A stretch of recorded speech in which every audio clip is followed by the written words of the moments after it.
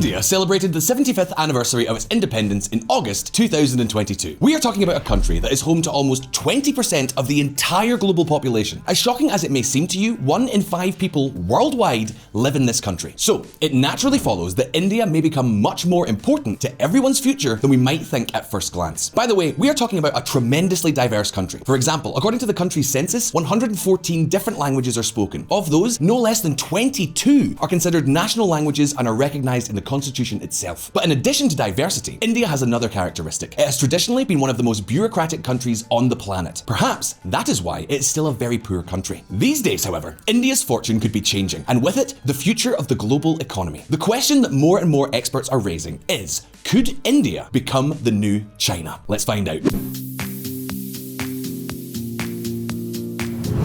An engine that struggles to get going.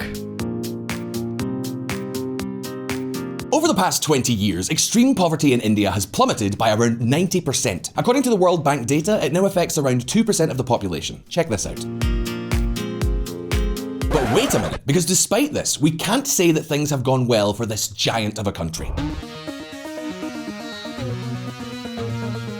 When India became independent in 1947, its per capita income was about 18% of the world's average. Today, 75 years later, the percentage is basically the same. In other words, despite being a very poor country, in more than 7 decades, it has not made any progress in reducing its poverty gap with respect to developed countries. And that, as you can imagine, has consequences. For example, according to the latest National Household Status Survey published in 2020, only 9.5% of the population has a computer available for use. Only 18.6% of households have a washing machine, and only 8% own a car. These are data that reflect the reality of a country that has not yet reached its full potential. In fact, in recent years, many multinationals have failed in this country basically because the middle class remains relatively small and relatively poor. One of the latest cases has been that of Ford. The automobile company announced that it would abandon the Indian market after accumulating more than $2 billion in losses. General Motors and Harley-Davidson had taken similar action somewhat earlier. So you see, the Indian population may be gigantic, but its market remains minuscule. But perhaps the most striking data or metric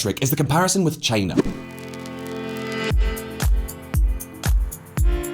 Until 1990, the two countries had roughly the same income, but since then, things have changed a lot. Since that year, India's GDP per capita has multiplied by 6. Not bad. But China's GDP per capita has multiplied by 40. And we're talking about a relatively good period for India. Since the country suffered a huge crisis in 1991, it had to make a lot of reforms to open up to the world, and that improved its economy. But even so, as you can see, the gap was enormous. India has not been able to reproduce the industrial model that is characterized in the economic success stories of Asia, like Japan, South Korea, or China itself. However, since 2021, disappointment has given way to optimism. And suddenly, India reappeared again. Private equity, portfolio managers, and even large multinationals have turned their attention to this market. So the question is, what exactly explains this change, and why is the country now suddenly capturing the imagination of analysts, economists, and investors all around the world? And the most important question of all, could India really become something like the new China? Do you want to know? Of course you do.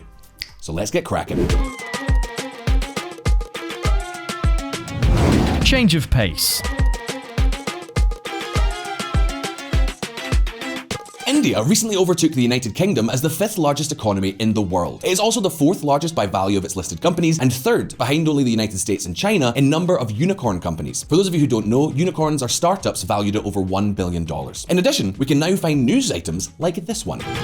India is likely to be the fastest growing of the major economies this year. In order to visualize this change, let's travel to Tamil Nadu, a state located in the south of the country. Here, the Indian multinational, Tata, is manufacturing components for Apple's latest iPhones. This is the first time that India has been integrated into one of the most sophisticated supply chains on the planet. It is, so to speak, the pilot experiment of a landing that may become much more important.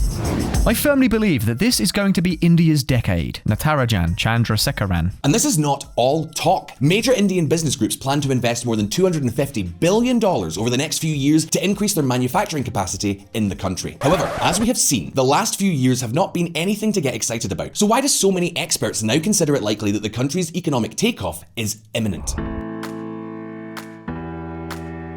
Well, the truth is that we can highlight 4 key factors, 4 windows of opportunity for India to become the new China. The first one is that over the past few years, a single national market has been forged. You see, remember what I said when I talked about diversity? Well, in a way, until now, we could not speak of a single market, but of many extremely fragmented regional markets, something that, naturally, limited the economies of scale of the companies. But that is something that has changed, or at least is changing. In recent years, the government has introduced a single sales tax, common regulations for the whole country, and also infrastructure has been greatly improved. For example, the national road network has increased by 50% since 2014, and new air facilities have enabled a doubling of passenger numbers and almost a 50% increase in freight transport by air. It is a very similar story as regards telecommunications. The result is an increasingly integrated market of some 1.4 billion consumers, allowing companies to be much more efficient and take advantage of enormous economies of scale.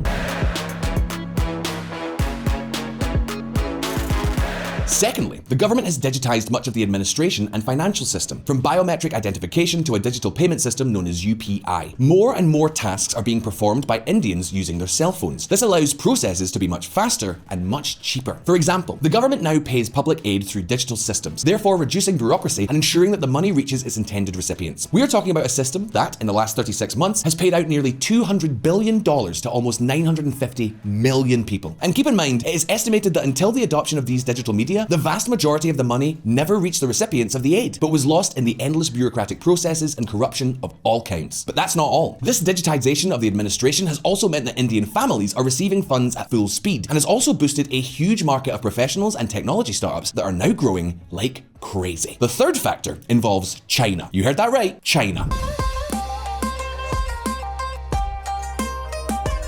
As we've already told you in past videos here on VisualPolitik, the Asian giant is not experiencing the best of times, neither from an economic nor a political point of view. The real estate market blowout and the bad relations with the United States are making many multinationals scrabble to look for alternatives. And as you can imagine, India seems a perfect candidate. We're talking about a huge young population and relatively low salaries. And precisely to attract more companies, the Indian government has launched a $26 billion plan for multinationals to set up factories in the country. Companies such as Samsung and Foxconn are already using these incentives to expand their presence in India.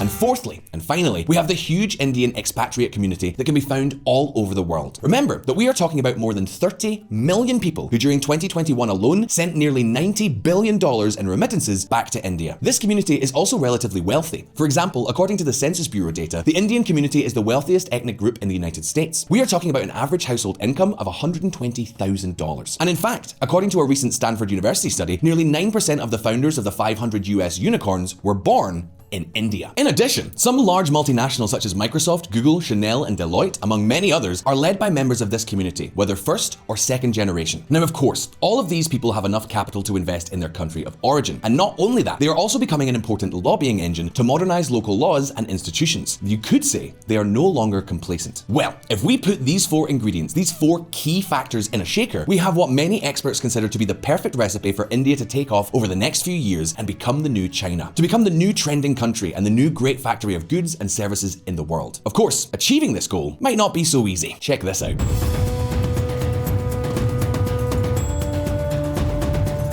The other face of India. On the flip side, VisualPolitik community, it is one thing to have the opportunity, and quite another to know how to take advantage of it. So far, there have been many times when India seemed ready to take off, and then it came to nothing. In order to prevent the balloon from bursting again, the country has to solve 4 major problems. Firstly, education, by and large, is a disaster. According to a 2017 report, around 25% of Indian youth between the ages of 14 and 18 were unable to read basic text in their own language, and more than half were unable to execute a division. Secondly, the state continues to be a heavyweight in the economy. Despite the progress made, India is still a very bureaucratic country, and public companies are terribly inefficient. To give you an idea, in the Index of Economic Freedom, India is ranked 131st. And thirdly, the public accounts are not in good shape. Public debt already stands at around 90% of GDP, and the budget cannot get out of the red. And that is only taking about the central government, because the accounts of some regional governments are practically on the brink of disaster.